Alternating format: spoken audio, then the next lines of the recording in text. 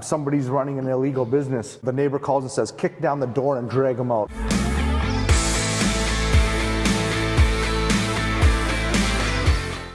Welcome to the Executive Edge. Today I have my good friend Dal, who's going to introduce himself shortly.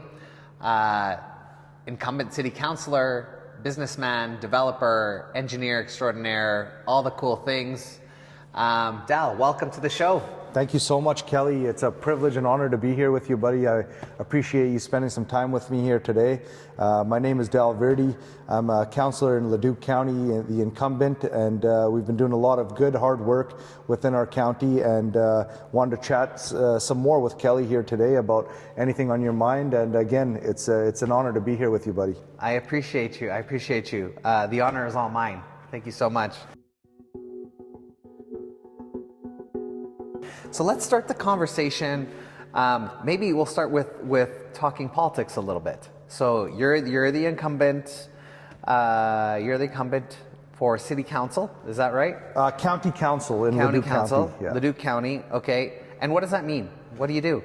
Yeah. So essentially, Leduc County is a very large and vast property or area.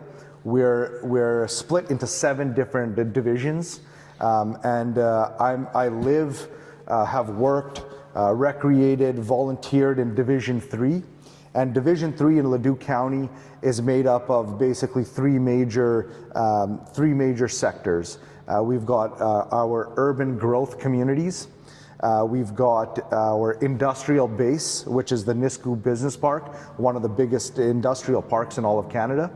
And then we've got our agricultural production, our farms, basically between Highway 625 all the way to Wetaskiwin County, and from Highway 2 all the way east towards New Sarepta. So we've got a very, very large area, and we have to serve the population. As councillor, you are responsible for answering to the community. And again, I spent many years volunteering, clawed and worked hard to get my way into the Leduc County Subdivision Appeal Board.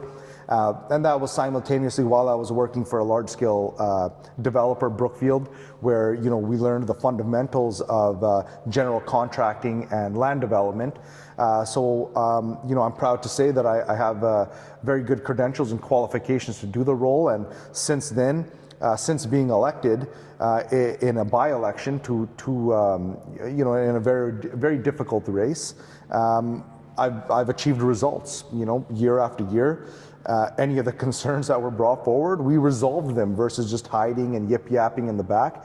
We focused on hard work, and we did what we need to do. So, councillors, their job is to take the community voice to the county council and basically debate and argue why you should be allocated certain funds or certain projects versus the others, and everybody has their own constituents to answer to. So that's kind of the long and the short, I would say. Amazing, amazing.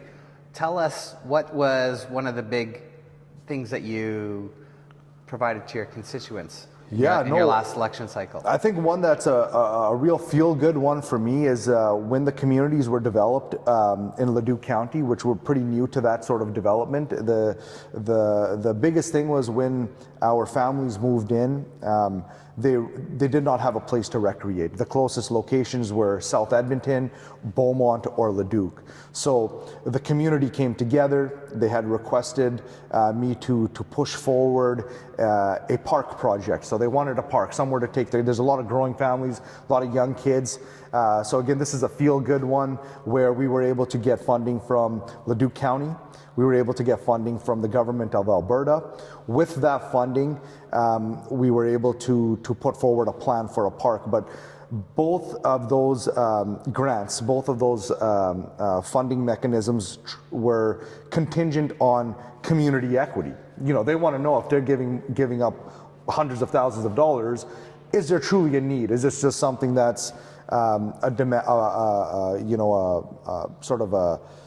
a demand that people don't care about, or is this something that the community is very keen on? So the trigger for that funding was community equity. So I worked very closely with a wonderful group of neighbors, volunteers. They go by the name of the East Vistas Community Association, made up of a volunteer group. So that volunteer group, they went door to door knocking for community funds. So we were able to raise funds from the community. We went to businesses, we went to our parents, our friends, our family for money. We put in our equity funding. That way, the government and Leduc County understood that this is something that we truly want. We have equity in there. We are working very hard, both personally and alongside the government, to get this park. So once we hit the requirement for funding from a community level, we triggered larger scale funding from the government and Leduc County. And as of 2025, we built a brand new park, very well welcomed by the community within the East Vista. So that's a feel-good one.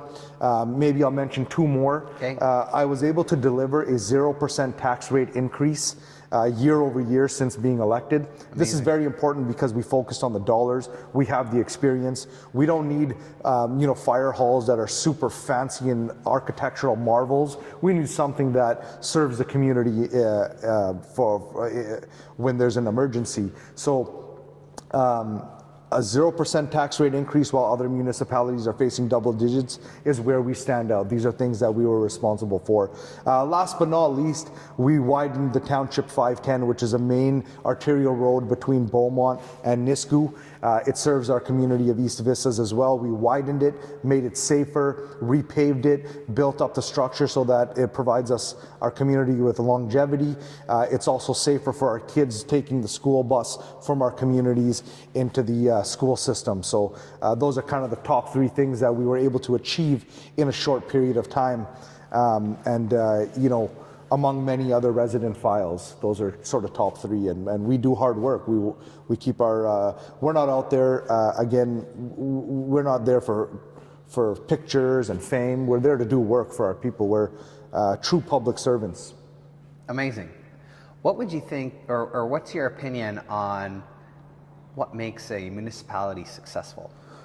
I had to learn that the hard way. I thought what makes a community successful is large-scale residential development, because a lot of the developers, when we were even working at developers, their main idea is allow our development because we will bring you tax dollars. Now, residential development, of course, it does bring tax dollars because you bring a lot of homes into the community. However, also the residents have requirements and demands like libraries, schools, recreation facilities, parks, trails, etc. So while it does bring in tax, it also, in a way, demands a lot of pressure on the tax as well. So what I believe makes a municipality successful is having strong, accessible, and qualified councillors that can actually take your voice, articulate the concerns, and win the respect of the rest of council to push your initiatives forward. But number two, very importantly, is to bring in industrial use.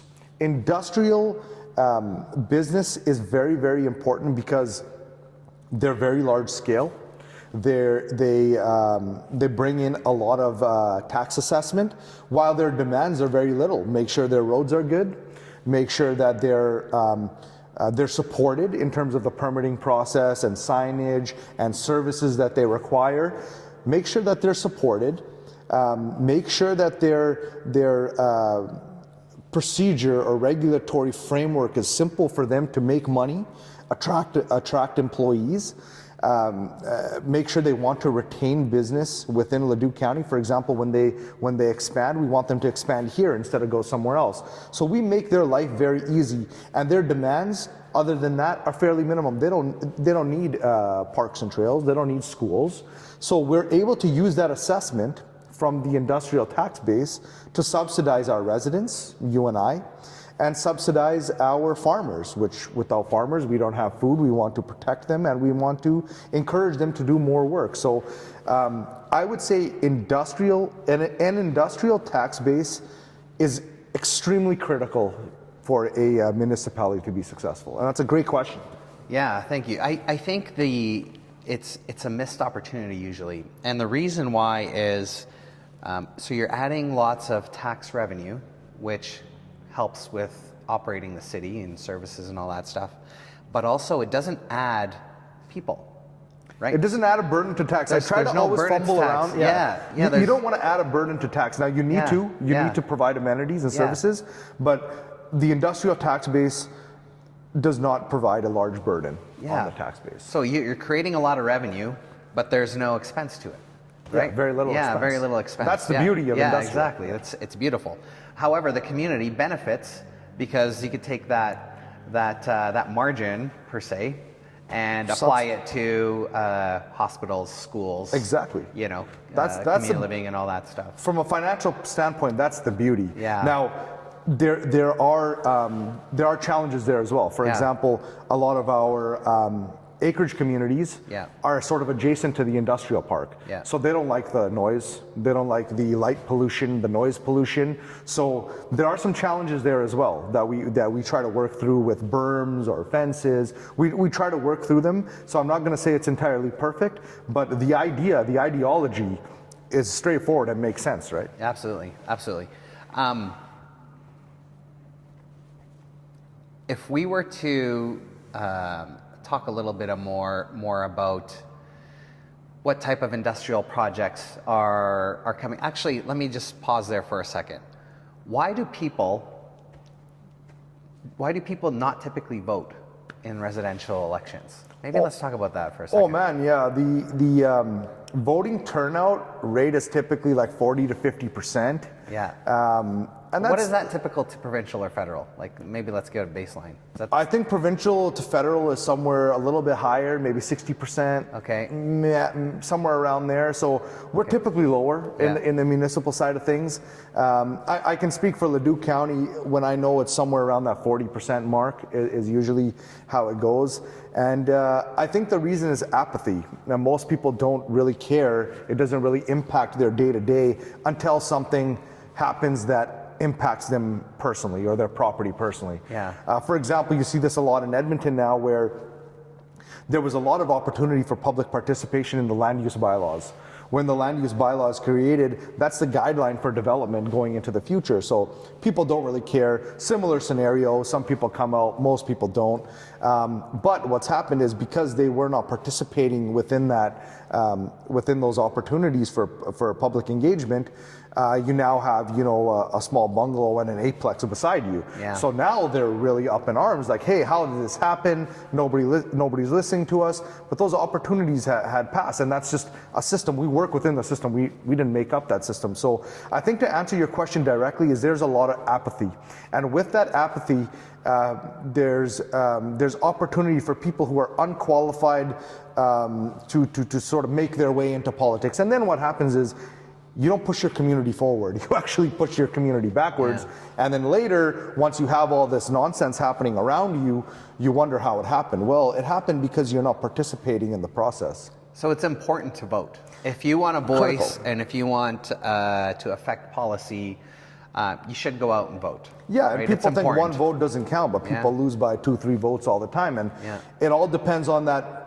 Again, this is a system that was built around us, so you elect a person to be your voice. Now, if you can't trust that person to take your voice forward, you're automatically not in the driver's seat, unfortunately. And then, things happen that you don't want to happen. Now, of course, even if you elect somebody that is qualified and right for the position, there are lots of challenges and lots of conflict between what people want. So I think, maybe if I talk about myself, for example, so I don't really participate in municipal voting because I don't think it affects my day-to-day, just like you said, right? However, makes sense. When we talk about what's happening with the multifamily in neighborhoods, it has affected my day-to-day. Now, that was a decision that was made probably 4, 5, 6 years ago.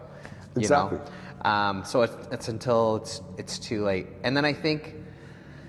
Yeah, maybe that's what it is. Like for someone like me, I really pay attention to the federal or provincial landscape. I don't really pay attention to the municipal landscape, which you probably should. It should be the level of prioritization should probably be the opposite. It should be municipality, because that's your day-to-day, that's where you're living, then provincial, because the region, and then federal, which is the overall. So I think sometimes we get our priorities mixed up, but the ground level is where you live, you know, so you should have a vote into where you live and follow where you live.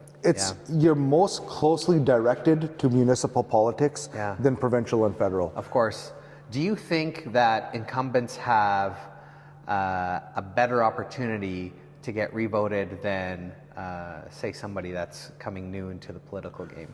I think generally speaking, the statistics show that incumbent has a better chance, especially if they've done a good job, because now they've met more people, they've affected more people positively.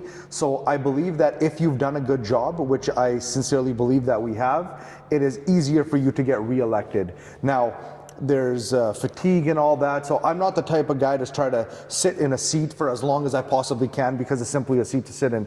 I want to come in, I want to do a good job, and then I want to move on. That's my thought process. Now, I also live there. That's the beauty of municipal politics. You should be running in an election should you care to get that seat. If you live in that community, there's a lot of people that try to go for seats that, you know, they feel that are easier than where they live. I fundamentally believe that's wrong because you're not representing the community that you live in. So if there's certain tax dollars allocated to where you live versus where you're running and representing people, how do you consciously make that make up your mind? So I live where I run, and therefore I'm super accountable to my neighbors and the people around me.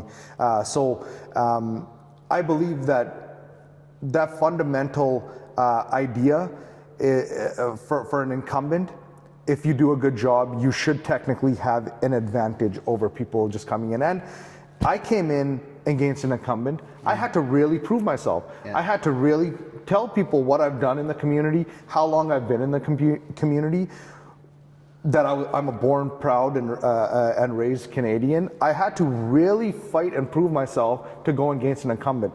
You have now incumbents that they're just throwing their name in the hat and just seeing what happens, just to disperse some votes and hopefully, you know, get lucky. And it happens, right? So I think the incumbents have an advantage. However, you never know, right? Sometimes, for example, what's happening in other municipalities, if people are fundamentally upset about something like housing density, they might kick everybody out, whether there was a really good incumbent or not. So I think it goes both ways, but to answer your question directly, Kelly, I think based on statistics, the incumbent usually has an advantage. Okay. Has the way we market changed in politics? Like, so for example, if we look at politics down in the US, and I feel all politics, even the, you know, like the Trudeau era, people recognize the name, so you vote for someone you're familiar with instead of maybe their platform that they are running on. How does popularity, how does marketing, how does all that stuff fit into politics? And that's the last political, because I do want to cover some other stuff. That's the last political question I'll ask you. Yeah, I mean, I think everybody has their own marketing style. I like to be very on the ground, face to face, discuss an issue directly with somebody to try to get to the root cause. Whereas other people just take that feedback and just try to find buzzwords around making themselves popular online or whatever. So everybody, I think, has their own style. I think it has changed over time where people are now people that do care, they really want to know what you can do. So I'll tell you, this election is tougher because people's property taxes have been growing, taxes in general have been growing. So they're like, you know, what exactly are you going to do? Not just, I'm going to lower your taxes, sir or ma'am, please vote for me. The question in response to somebody that cares or knows is, tell me specifically how you're going to lower my taxes. And those people have to answer to that. Yeah. Okay. And I'm proud to answer that. I want to answer those questions. Whereas other people, they're like, oh, don't worry, we'll do it if you vote for me. You know. So I think you have to sort of you have to be a little bit more in touch with what's going on if you want to run. Do you answer when people call?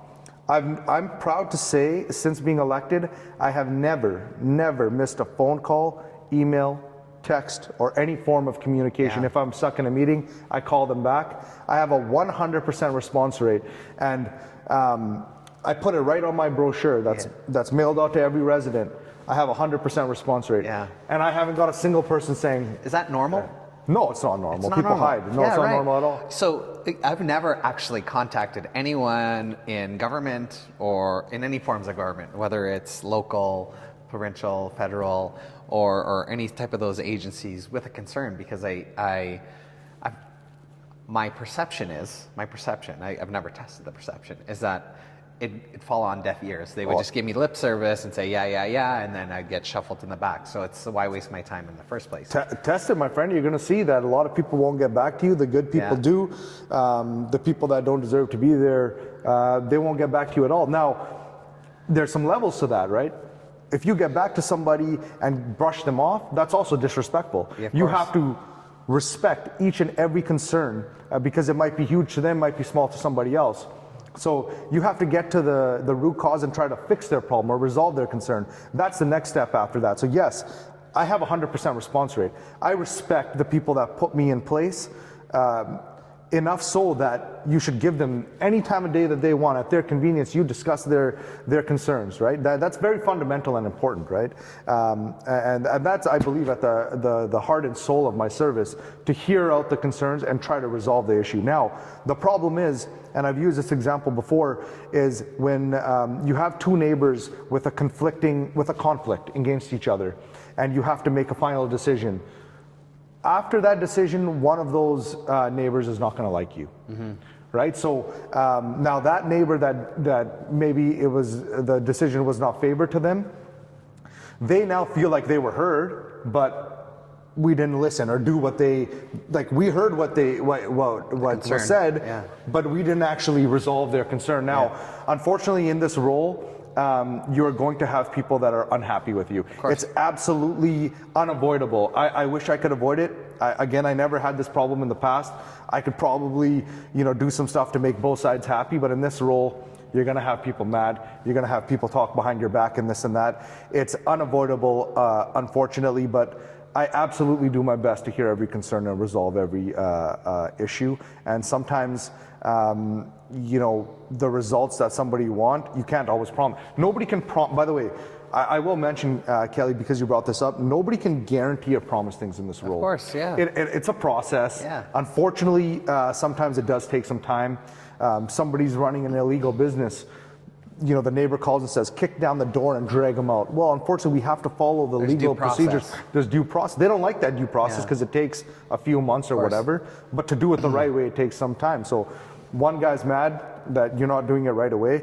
The other neighbor is happy that we've gone through the hoops and done the right work. So it's interesting that way. It's difficult, but I have a 100% response rate. Amazing. I want to ask some more questions, but I want to pivot into the business side here a little bit more. Yeah. Okay, so you were on, so that's your political life. Yeah.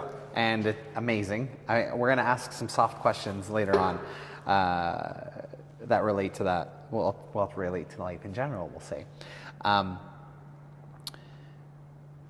So let's pivot to the business side. So the business side, you're a developer. What else do you do? Well, we do some small development just with family and friends. Okay. I worked at Brookfield for a long time. I made some very, very great contacts there.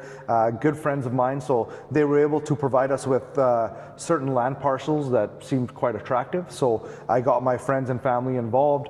We were able to get the capital required to purchase the land, start the project. These are people that trust me, a great deal, and I very much respect that trust. So, I'm open and honest in my heart and my head. We don't know whether business will take you positive or negative. The fundamental thing about business is there's risk and reward. Of course. So we have some good development. My brother mostly works on that stuff, by the way. He's a civil engineer. He works full time on those developments.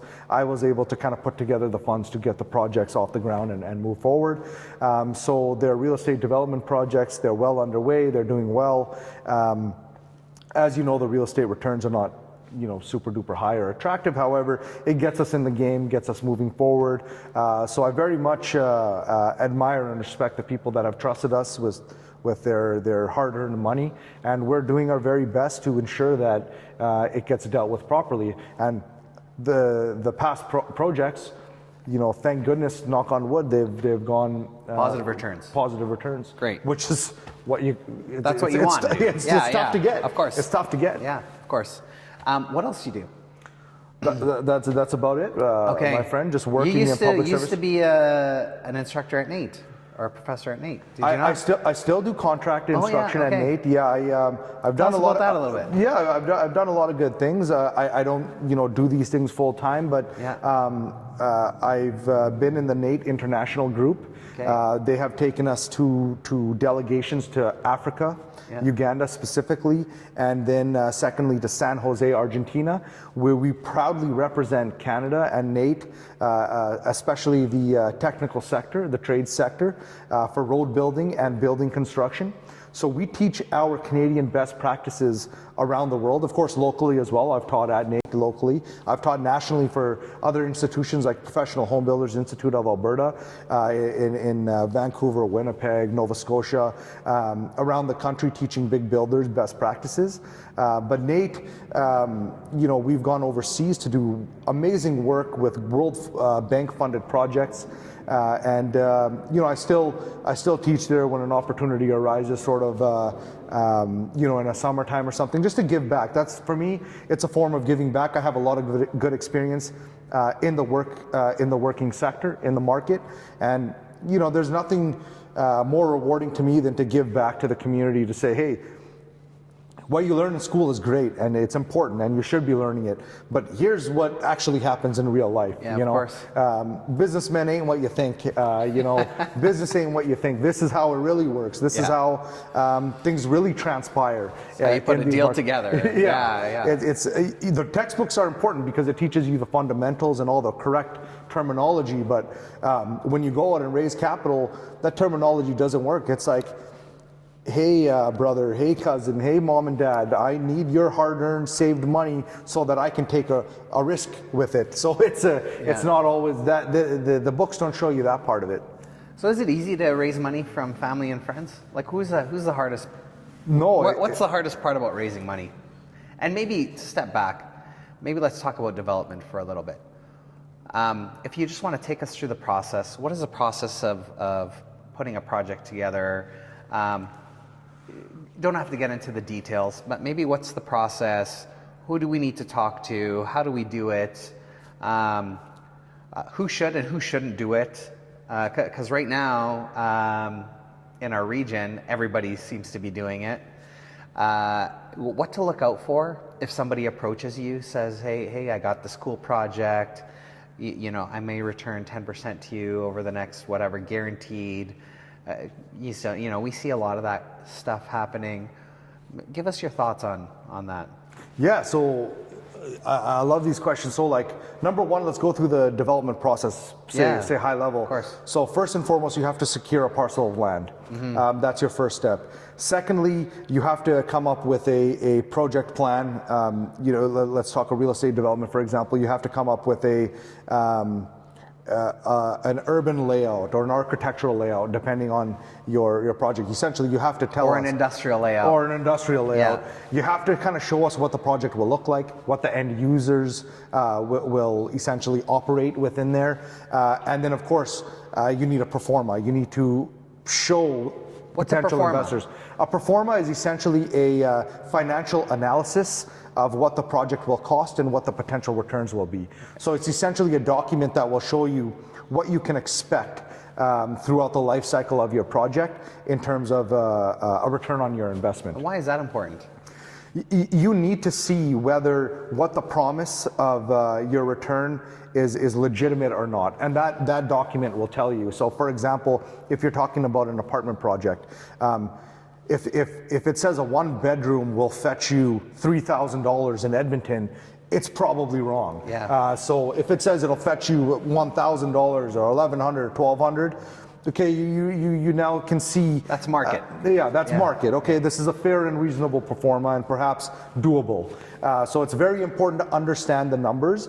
And a lot of people, I'm no accountant. I never pretend to be an accountant. I don't want to be an accountant. Straightforward. So I make sure that if I'm reviewing a pro forma, I make sure I surround myself by excellent accountants, CPAs that can, or CFAs that can run through these numbers and tell me whether it's legitimate or not. And so I would say that the pro forma is extremely critical, and people analyze that. Anybody who's going to give you $100,000 or $500,000 or $1 million, you better be right. You better be right. You better be sure to be clean in your heart to show them that this is how I think. This is how much we're going to put in. We're at the same risk as you. Yeah. But I mean, without raising capital, you can't do bigger and bigger projects. How many small projects are you going to do, right? Sometimes you need to raise capital to do a bigger project. So how about the financiers? So you raise the money from your network. Yeah. When you want to go for big money, let's say for financiers or the bank, $1 or $2 million. What's the most important part of the value chain there? Is it the pro forma? Is it reputation? Is it experience? My experience is it depends on your credibility and reputation. Yeah. I would say that's more important than your presentation. A lot of people don't even look at your presentation. Somebody's going to give you some money. Again, there's two sides of the story. You better be ready to defend your position. You're coming to them for money. But I think when you ask somebody for money, there's a huge trust factor. I'll tell you, I go to my parents and ask for money. You think they're going to look through the performance and stuff? I want them to. I wish they would, but it's just purely based on love and trust. And same with some family and friends. But again, if you go to the market, you go to a big businessman, he doesn't care really. He still wants to trust you. You can only approach them actually if there's some built-up trust there. They should know you to approach them in the first place. You've done business in the past. You've done business in the past. They trust you up front. They're like, we got a check for you, but you think you're going to get this much money on this, and I don't believe this return.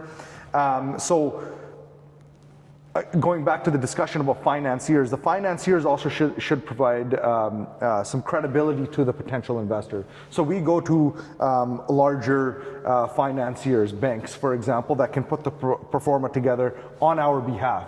That way the pro forma is not us behind a spreadsheet making up numbers. It comes from a legitimate source, a vetted company that we can say, hey, we've done our due diligence. We've gone through the right professionals, through the right consultants to build this plan and to build the pro forma. Yeah. So don't trust what I'm saying. Do your due diligence. Here's the names on letterhead here. Believe them. Yeah. And ask them questions to put them on the hook. So fully auditable. Financial statements, pro formas complete by third-party consultant professionals. Okay. Yeah. Okay. Awesome. Okay, and then so that's the development project. We talked about raising capital. When you raise capital, is there a certain threshold that you want to raise first before going to the big guys? Is there this 10% or 20% that you want to raise before you go and get the remainder, or do you go to the big guys first and then raise the residual afterwards? What's the strategy there when we raise capital? For us personally, we're not big enough just to talk to the big boys, and we don't differentiate between big boys and small boys. Sometimes the big boys only give you the smallest amount, sometimes the small boys give you the biggest amounts. Yeah. We don't differentiate. We go to whoever we can trust and who trusts us to get this job done. Yeah. In terms of thresholds and requirements, so you need to have personal funds or funds within your family or your close network enough to tie up that land or buy that land. Now, anything above and beyond you need, we don't care whether it's a big boy or a small boy. Sometimes the guys who look smaller actually have more money than the guys that look bigger. That's what we know. Mm-hmm. The guys with the fancy cars and then the loud behavior, they don't have any money. Yeah. The guys who keep it real quiet, real calm. All show, no dough. All show, no dough. And we've seen that. Yeah. We know that. So we don't differentiate. Yeah. The threshold is you need to come up with the funds to secure the land. If you don't have that, you probably, going back to your other question, you probably shouldn't be in the game, because you could lose that deposit. You fool around, you fumble, legal complexity. if you can't afford to lose that, it's probably not a game to go into. Amazing. So if we look at the intersection of development, and you're actually at the front end of permitting projects, 100%. where do you see the opportunity today? I see it in industrial. Okay. Is there a certain sector in industrial that you see the opportunities? Honestly, I'm not an expert in industrial development, so I can't say. I have noticed, I have seen a lot of development in the logistics and transportation sector. Okay. Specifically within our area of Leduc County. So we have a lot of big developers building like 1 million square foot buildings. Wow. One after another to handle warehouse space or what? It's essentially warehouse space where my understanding is the Amazons of the world and other logistics companies need the space to store their For like boxes. distribution? For distribution. Okay. So it's like a hub, and then when we order stuff on our app, It comes from there. It comes from there. They put it together and then they ship it out. Every morning when I leave my house, I see a nice, clean, neat lineup of Amazon vehicles. Okay. They're picking up from those distribution hubs within Nisku and taking it out to the end users, to the homes. Okay. So I've seen a lot of that occurring. Yeah. That's sort of the main trend I've seen go upwards. Yeah. Industrial, I think there's opportunity because I also heard from some of our developers that a lot of people in lower mainland British Columbia, Yeah. the real estate prices have skyrocketed so high. It's really high. So they're actually building their warehouses, their facilities here in Alberta because they can be on the road from Alberta back to BC within 24 hours. And they've found buying the real estate here has been more positive for their internal cash flows and revenue scenarios versus buying there and operating a business there. Yeah, I just heard of a deal that just went through with some friends. Just rented land, 25,000 an acre, inland, Jeez. in Metro Vancouver. That's on a lease. That's high. 25,000 acres. That's crazy. Yeah, it's crazy, man. For not owning the land. Exactly. That's pretty so crazy. you build no equity, that Yeah. money goes straight out of your pocket to someone else. Exactly. And you try your best to operate. The thing is, whether your operation makes money or not, you're on the hook for that money. So to me, I recommend buying when you can, but it's also upfront capital. So for example, It's capital intensive. Yeah. Very Depends on your business. Depends on really. your business. Yeah. Yeah. I would say in some cases a lease makes sense. Of course. It just depends. Yeah, to be honest. of course. And then it's also a taxable write-off. Yes. Right? A lease, right? So there's different strategies that a lease would be beneficial versus non-lease versus ownership. Well, I was surprised to hear this. And again, you learn being in the business, being in the workforce. Brookfield, for example, didn't buy their office here. They leased. Yeah, of course. Amazon. And they're an asset holder. Yeah. They have lots of assets. Something right? to take into Yeah, of consideration. course. That's something that crossed my mind every day. Yeah. Right? So they understand where to put the money and where not to put the money. They did not buy office space in Alberta, at least at that time. Maybe now. And things it's have easier changed. to expand and contract, right? When you're leasing in markets, if markets goes up and down. So if you're in a cyclical business, it's more often than not you lease versus you buy. So for example, lots of construction businesses, that's how they operate. They operate because we know cycles happen. You can expand in when the cycle's on its way up, and then you can contract when cycle's down, and you're not held to market conditions. I love that. I learned from guys like you. That is very important. Absolutely. And I didn't know that. Yeah. I would think, way back in the day, if it's a big real estate holder, the biggest in the world, why don't you just buy up a whole city block, put your office in there? It doesn't quite work that way. Similarly to Amazon, my understanding of Amazon in the Nisku Industrial Park, they do not own their humongous facility. It's owned by somebody else, and they're leasing at a rate that makes sense for them. Yeah. Again, very interesting. The richest company in the world doesn't own the property. So I think the answer really is based on what your business model is. Absolutely. To finish up here, I have some questions about how you think. So, you've done a lot of cool things. What's your guiding light when you pursue something? What is your guiding light? How do you pursue something? How do you How do you think through whether it's good, if it's bad, if it fits your purpose? Maybe give us a little bit of insight on that. Well, I learned from our family and friends, like guys like you, Kelly, guys like my father who worked hard 7 days a week, honestly never took a shortcut in life. And I think my guiding light is simply looking at guys that were able to be successful, like yourself, like my father, like my cousin, like my many friends and colleagues that we know. I look at them and see how they got successful, and very rarely is it somebody taking shortcuts and somebody getting lucky, although there are a few. Of course. I believe that hard work, persistence, having the knowledge and qualifications, and just taking the hard road is my guiding light. I look at a guy like my dad. He's 70 years old. He works harder than me, today.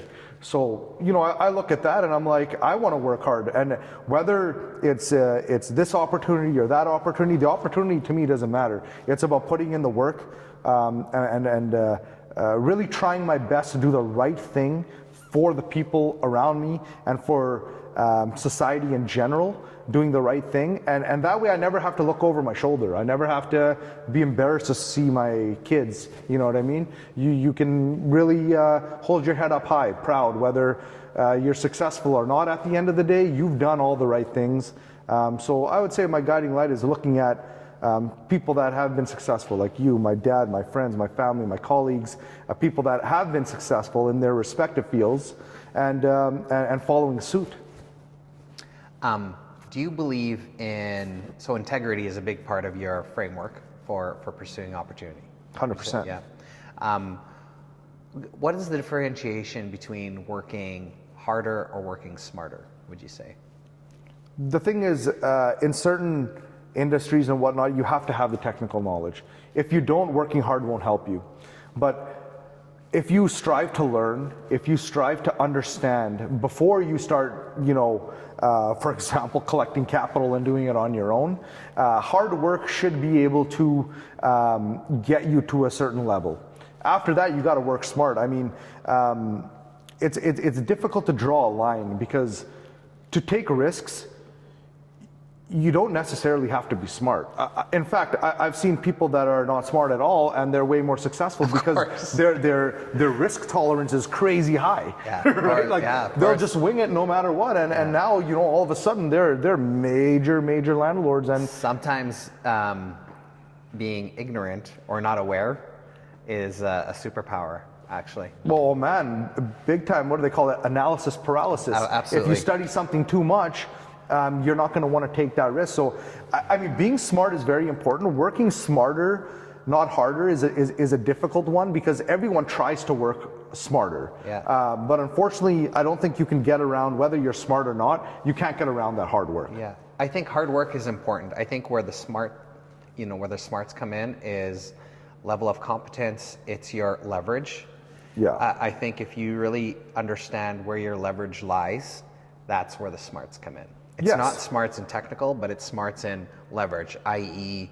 network, capital use, sales, all these skill sets that are not really books, I would say, but they're relative to who you are, your personality, the way you operate, your integrity, how you show up, the things that you've done, your reputation, like you said before. All those things work as leverage points for you, so that when an opportunity does come along, you can actually go and explore it and or pursue it, right? And people will follow you, or will join you in that journey. And you have to have those things, Kelly. Yeah. So if you go ask somebody for money and you fumble it, and it's found and confirmed that you've not had integrity, you've done something dishonestly, you'll never get that money again. Of course. Right? So you have to have those, and even if there's outweighed risk and somehow something happens and you lose all the money, but everything's clear, it's auditable, it's on the level. Everything's on the level, and you can prove it, and you have exactly the same equity as someone else, and you can show, hey guys, COVID hit. Yeah. What can we do? Like, COVID hurt a lot of businesses. So what do those investors say? Yeah. So at the end of the day, you have to have those good principles within you, Yeah. integrity and honesty, etc.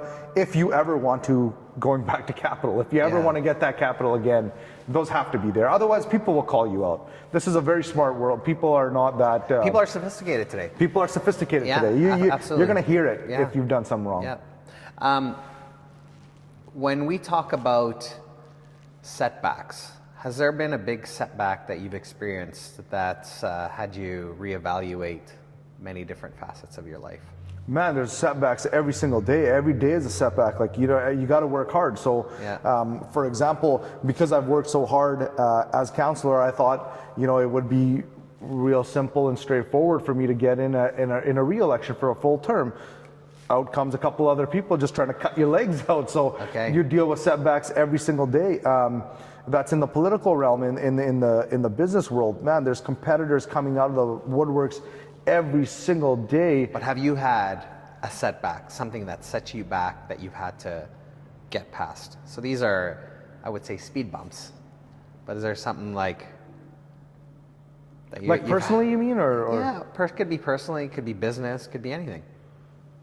I mean, some large-scale setbacks are just. I haven't had any one specific instance that has set me back. Sure. To be honest, I'm pretty blessed. I would say, like, I got a pretty good family unit. Amazing. My parents are good backbone. So to be honest, I haven't had any major setbacks from a personal standpoint. Amazing. You know, I got a strong family unit behind me, a support system there today. That Yeah. could change tomorrow. It could change next week. Yeah. In terms of project setbacks or business setbacks, I would say one thing that was very difficult for me is when we raised capital for the first couple of times, you had to raise it from various different people. And all those people have various different opinions. All those people have different directions as to where their money should go and how it should go, and different opinions about how it should be spent. So I would say the biggest setback for me is trying to deal with the absolute multitude of personalities. So in the future, it would be ideal to deal with a small number of investors that we are 100% aligned from the get-go. So I think the biggest setback in terms of those first couple of projects when we raised capital was, and still, trying to deal with those multiple personalities. Now, again, comes back to working hard or working smart. For me, I'm not the type to BS my way through stuff. I'm not a CPA or a CFA that can talk my way through like complex numbers or spreadsheets. You stay in your lane. I stay in my lane. I don't want to be that guy. You stay within your level of competence. Exactly. And then you lean on others to fill the gaps. That's where you're coming, working guy. smart. Just, yeah, of course. If it comes to a technical question about this building or about this piping or servicing or land development, Yeah. I'm very confident in having the discussion. Yeah. But if it comes to this spreadsheet or these pivot tables around the numbers, please defer to my good friend here, CPA or CFA, to have those discussions. If we talk about what's important to Rocky today, what's important to Dal today, what's important to Dal today? My family, man, I got two young kids. I want to be a good role model to them, and you know, for that, I want to be successful. Yeah. What does success mean to you? To be with someone like you, buddy. That's what. I want to be someone like you. Oh my God. I want to be. Thank you. Yeah, no problem. I mean, to be successful, I think, is to do good, honest, hard work, so that you don't have to be embarrassed. You can hold your head up high. Yeah. And you see a lot of the opposite today, where people make money quick. They buy the fancy car and the nice watches and what have you, but there's nothing there when the tide goes. Yeah. You know. There's nothing behind it. It's not it's not real. There's no roots. not real, yeah. Yeah, right? Yeah. So if it comes to a rainy day, you get washed away. Of course. I don't want that, so I want to fundamentally do good, hard work, achieve results so that I can hold my head up with respect, with honest, good work. And that's what success means to me, man. I think if I was to really boil it down to one particular thing, it's just to make my kids proud, and so that they can hold their head high, and I guess achieve their dreams. That's what I would say. If it boils down to something, it would be exactly that. Kids, I love it. I think we'll leave it there. Sweet, man. Dal, thank you so much for your time. Appreciate your time, brother. I appreciate Thank you so it. much. Yes. Good to see you. We'll catch up again soon. Of course.